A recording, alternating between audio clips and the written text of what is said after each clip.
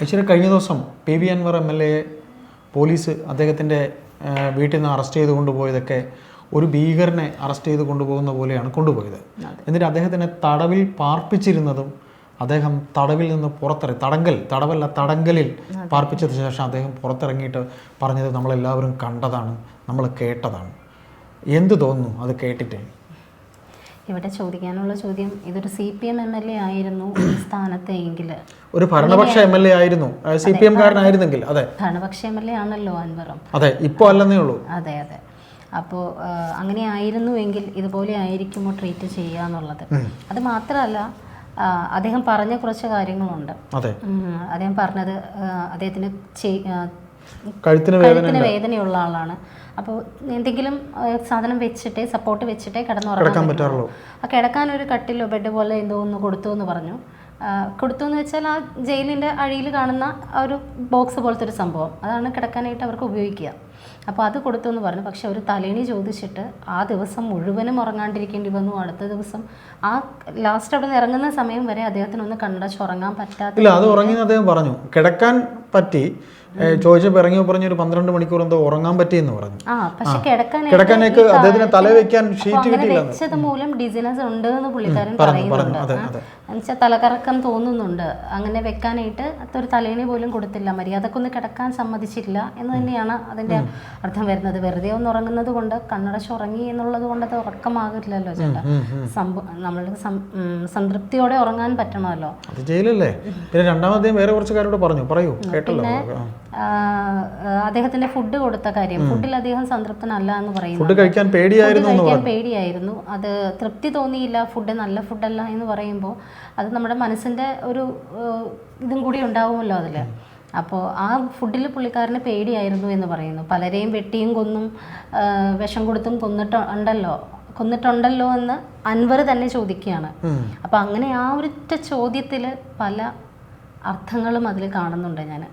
അതായത് അദ്ദേഹത്തിനെ ജയിലിൽ, ഇപ്പോൾ ഈ പറഞ്ഞ കാര്യം തന്നെയാണ്, അദ്ദേഹത്തിനെ ജയിലിൽ പാർപ്പിച്ചിരുന്ന ഈ അവസരത്തിൽ സർക്കാർ ഒരു MLA ഒരു സാമാജികൻ എന്ന രീതിയിൽ അദ്ദേഹത്തിന് ഒരു പരിഗണനയും പോലീസിൻ്റെ ഭാഗത്തു നിന്നുണ്ടായില്ല.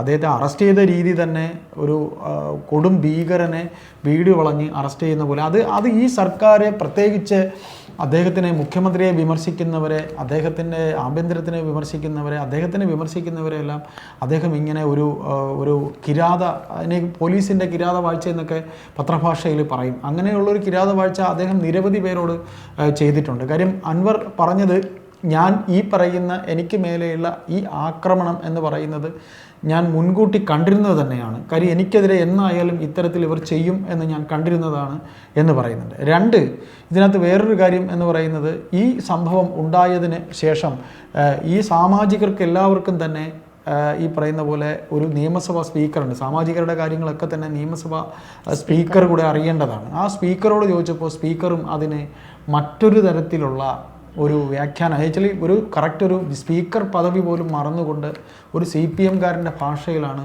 ശരിക്കും ഷംസീർ സംസാരിച്ചത്. അത് ഒരു വലിയ ശരിക്കും അദ്ദേഹത്തിന് ഒരുപാട് ഇത് കേൾക്കുന്നവർക്കും ഒരു വേദന ഉണ്ടാകുന്നുണ്ട്. കാര്യം ഒരു സാമാജികൻ എന്ന് പറയുമ്പോൾ അദ്ദേഹത്തിൻ്റെ നിയോജക മണ്ഡലത്തിലെ ആൾക്കാർ മനസ്സുകൊണ്ട് വോട്ട് നൽകി വിജയിപ്പിക്കുക, ഒരാൾ സാമാജികനാകുക എന്ന് പറയുന്നത് ചെറിയ കാര്യമല്ല. കാര്യം അദ്ദേഹത്തിൻ്റെ സ്വന്തം മണ്ഡലത്തിൽ ഒരു സാധാരണക്കാരനായ ഒരു ആളിനെ ആന പരിക്കേൽപ്പിച്ചു കൊന്ന കേസിൽ പോസ്റ്റ്മോർട്ടം വൈകിയതിൽ പ്രതിഷേധിക്കുക മാത്രമാണ് അദ്ദേഹം ചെയ്തത്. അല്ലാതെ അദ്ദേഹം രാജ്യദ്രോഹ കുറ്റമൊന്നും ചെയ്തില്ല. അദ്ദേഹത്തിൻ്റെ അക്കണക്കിനാണെങ്കിൽ ഇന്നലെ മുതൽ ചർച്ചകൾ പറയുന്ന പോലെ ഈ ശിവൻകുട്ടി ഉൾപ്പെടെയുള്ള എത്രയോ MLA നിയമസഭയിലെ, അതായത് നമ്മുടെ പാർലമെൻ്ററി വിഷയങ്ങൾ ഒരു ബില്ല് പാസ്സാക്കുന്ന നിയമസഭ പോലൊരു സ്ഥലത്ത് അതിനകത്തെ എക്യുപ്മെൻറ്റ്സ് തല്ലി തകർക്കുക എന്ന് പറഞ്ഞൊരു വലിയ കേസാണ്, വലിയ അപരാധമാണ്. ആ അപരാധം ചെയ്ത എത്ര പേരെ ഇവിടെ അറസ്റ്റ് ചെയ്തിട്ടുണ്ട് എന്ന് ഇന്നലെ മുതൽ ചാനൽ ചർച്ചകൾ ചോദിക്കുന്നത് പോലെ അദ്ദേഹത്തിനെ അറസ്റ്റ് ചെയ്തതിന് ഒരു കാരണവും ഉണ്ടായിരുന്നില്ല. എന്നിട്ട് ഈ ജയിലിൽ പോയ ശേഷം അദ്ദേഹത്തിന് ഭക്ഷണം അദ്ദേഹം പേടിച്ചെന്നാണ് പറയുന്നത്. ഇപ്പം നേരത്തെ ഐശ്വര്യ പറഞ്ഞ പോലെ അദ്ദേഹം ഭക്ഷണം കഴിക്കാൻ പേടിച്ചു, അദ്ദേഹത്തിന് കിടക്കാൻ നേരെ ചൊവ്വേ ഒരു തലയണ പോലും കൊടുത്തില്ല. നിരവധി തവണ അദ്ദേഹം പറഞ്ഞിരുന്നു. എന്നിട്ട് അദ്ദേഹം പറഞ്ഞത്, വെള്ളം കുടിച്ച് ജീവിക്കാമല്ലോ എന്ന് ഞാൻ കരുതി ഒരു ചപ്പാത്തി ഞാൻ കഴിച്ചു എന്ന് അദ്ദേഹം പറഞ്ഞു. അങ്ങനെ ഒരു MLA കാണിക്കേണ്ട, എന്നിട്ട് അദ്ദേഹം വളരെ ഇപ്പം എനിക്ക് പറയുന്ന പോലെ അൻവർ എന്ന നേതാവിനോട് ആഭിമുഖ്യം ഉണ്ടായിട്ടൊന്നുമല്ല ഞാൻ ഈ സംസാരിക്കുന്നത്. കാര്യം ഞാനൊരു രാഷ്ട്രീയ വിദ്യാർത്ഥി എന്ന രീതിയിൽ അദ്ദേഹത്തിനെ അടുത്തറിയുന്ന, അദ്ദേഹം ഒരു വലിയ മുതലാളി, ഒരു വ്യവസായി, അദ്ദേഹം ഈ പറയുന്ന ഇടതുപക്ഷത്തോടൊപ്പം നിന്ന് ഇടതുപക്ഷത്തിന് സംസാരിച്ച രംഗങ്ങളൊക്കെയാണ് എൻ്റെ ഓർമ്മയിലുള്ളത്. പക്ഷേ ഇപ്പോൾ അദ്ദേഹം പറയുന്നത് ഞാനൊരു സാമാജികനാണെങ്കിലും ഒരു സാമാജികന് എന്തൊക്കെയാണ് ഈ അവസരത്തിൽ ചെയ്യേണ്ടത് എന്ന് എനിക്ക് അറിയില്ലായിരുന്നു, ഞാനിപ്പോൾ പുറത്തിറങ്ങി ഞാൻ ഇനി അതൊന്ന് നോക്കട്ടെ എന്നാണ് ഇതിനുള്ള മാധ്യമപ്രവർത്തകരുടെ ചോദ്യങ്ങൾക്കെല്ലാം ഉത്തരം പറഞ്ഞത്. ഞാൻ ഇനി നോക്കട്ടെ, നോക്കിയിട്ട് എനിക്കതെല്ലാം കിട്ടിയോ. കാര്യം എനിക്ക് പക്ഷേ ഇപ്പോൾ ഇതൊക്കെയാണ് നടന്നത്. ശരിക്കും ഞാൻ ഭയന്നു. ഞാൻ കരുതിയത് എനിക്ക് ജാമ്യമൊന്നും കിട്ടില്ല, അടുത്ത നിയമസഭ ദൈവത്തോട് ഞാൻ നന്ദി പറയുന്നു എന്ന് പറഞ്ഞു. പിന്നെ അദ്ദേഹത്തിനെ ഒന്ന് വിരട്ടാനായിട്ട് തന്നെ ഇവർ കാണിച്ചതാണ്. അദ്ദേഹം പറഞ്ഞത് അടുത്ത നിയമസഭ കൂടാൻ പോകുന്നുണ്ട്, ഈ നിയമസഭ കൂടാൻ പോകുമ്പോൾ, നിയമസഭ നടക്കുമ്പോൾ ഞാൻ ജയിലിലായിരിക്കുമെന്ന് ഞാൻ കരുതി, എന്നെ ജയിലിൽ ഇറക്കാതിരിക്കാനാണ് ഇവർ ആ കളി കളിച്ചത് എന്നും അൻവർ പറഞ്ഞു. അപ്പോൾ ഇതിൽ നമുക്ക് ഇവർ കമ്മ്യൂണിസ്റ്റുകാരാണ്, വിപ്ലവത്തിൻ്റെ ആൾക്കാരാണ്, ഇതിനെയല്ലേ ഭരണകൂടത്തിൻ്റെ ഭീകരത എന്ന് വിപ്ലവം പറയുന്ന കമ്മ്യൂണിസ്റ്റുകാരോട് നമ്മൾ തിരിച്ചു ചോദിക്കുകയാണ്. ഇതാണോ ഭരണകൂടത്തിൻ്റെ ഭീകരത എന്ന് ഞങ്ങൾ തിരിച്ചു ചോദിക്കേണ്ട കാര്യം. ഇതൊരു സാധാരണക്കാരൻ്റെ ചോദ്യമാണ്. നിങ്ങൾ എന്തിലും വിപ്ലവം കണ്ടെത്തുന്നവരാണ്, വിപ്ലവം ചെയ്ത് നിങ്ങളെല്ലാം നേടുന്നവരാണെന്നുണ്ടെങ്കിൽ എന്ത് വിപ്ലവമാണ് ഇതിലൂടെ കാണിച്ചിരിക്കുന്നത് എന്നൊരു ചോദ്യം. പക്ഷേ അവിടെ എനിക്ക് അൻവറിന്റെ തിരിച്ചുള്ള ആ ഒരു ഒറ്റ സെന്റൻസിൽ അൻവറിൻ്റെതായിട്ടുള്ളൊരു വിപ്ലവം എനിക്ക് തോന്നി. അതൊരു തിരിച്ചുള്ളൊരു താക്കീത് പോലെയാണ് എനിക്ക് ഫീൽ ചെയ്തത്. അല്ല, അദ്ദേഹത്തിന് ഒറ്റ രാത്രി അദ്ദേഹം പറയുന്നത് ഒരുപാട് പേരെ കൊന്നും വെട്ടിയും കുത്തിയും വിഷം കൊടുത്തും കൊന്നിട്ടുണ്ടല്ലോ ഇതിനകത്തിട്ട് എന്ന് പറയുന്നുണ്ട്. അത് നമുക്ക് തന്നെ പറയാനുണ്ട്. കാര്യം TP കേസിലെ ഈ പാർട്ടി എടുത്ത് തലപൊക്കിക്കൊണ്ട് നടന്ന ആ TP ഇനിയും പ്രകോപിപ്പിച്ചാൽ അതിന്റെ ഒരു ലിസ്റ്റ് ഇനി പുറത്ത് വിടാനുള്ള സാധ്യതയും അവിടെ ഉണ്ടാവില്ലേ ഏട്ടാ? അല്ല, ആ ഒരു ലിസ്റ്റ് മാത്രമല്ല, PV അൻവർ എന്ന് പറയുന്ന വ്യക്തിയുടെ കയ്യിൽ ഈ പറയുന്ന പലരുടെയും, അയച്ചാൽ മുഖ്യമന്ത്രിയുടെ പൊളിറ്റിക്കൽ സെക്രട്ടറി ശശിയുടെ, അതുപോലെ തന്നെ അജിത് കുമാർ എന്ന ADGPയുടെ, അതായത് ഈ സർക്കാരിനെതിരെ ഇനി അങ്ങോട്ടുള്ള ഒരു 10 മാസം എന്തൊക്കെ ഇദ്ദേഹത്തിൻ്റെ ശേഖരത്തിലുണ്ടായിരുന്നു അതെല്ലാം അദ്ദേഹം ഇറക്കും. അതിന് ഒരിക്കൽ കൂടി UDFൻ്റെ ഒരു സപ്പോർട്ട് ഉണ്ടാകുമെന്നുണ്ടെങ്കിൽ ആ ശ്രമം വിജയിക്കും.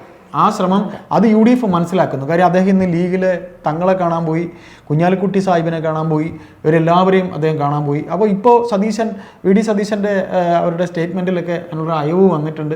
അപ്പോൾ അത് ഈ പറയുന്ന പോലെ ഇവർ മനസ്സിലാക്കുന്നുണ്ട്, കോൺഗ്രസ് മനസ്സിലാക്കുന്നുണ്ട്. അപ്പോൾ അത് മനസ്സിലാക്കി അവർ തീർച്ചയായിട്ടും അദ്ദേഹത്തിനെ കൂടെ നിർത്തും എന്ന കാര്യം. ഇദ്ദേഹത്തിൻ്റെ കയ്യിൽ ഇപ്പം കുഞ്ഞനന്തനെ കൊന്നത്, TP കേസിൽ കുഞ്ഞനന്തനെ കൊന്നത് ആഹാരത്തിൽ വിഷം കലർത്തി.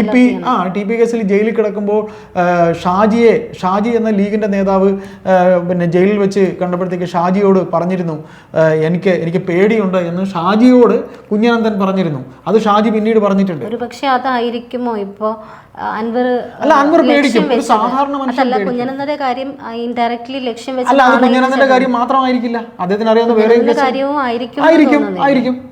അതൊക്കെ ഈ പാർട്ടിയിൽ നടക്കും. കാര്യം ഇപ്പോൾ അവരുടെ രാഷ്ട്രീയ എതിരാളിയാണ്. കാര്യം അദ്ദേഹത്തിന് എപ്പോഴേ ഇവരുമായിട്ട് ഉടക്കിയിരുന്നോ, ആ ഉടക്ക് എപ്പോൾ മുതൽ പിണറായി വിജയനെതിരെ, ഈ സർക്കാരിനെതിരെ ഇദ്ദേഹം പറഞ്ഞിരുന്നു, ആ പറച്ചിൽ ഒക്കെ അതിൻ്റെ ഒരുപാട് ആയിക്കഴിഞ്ഞു.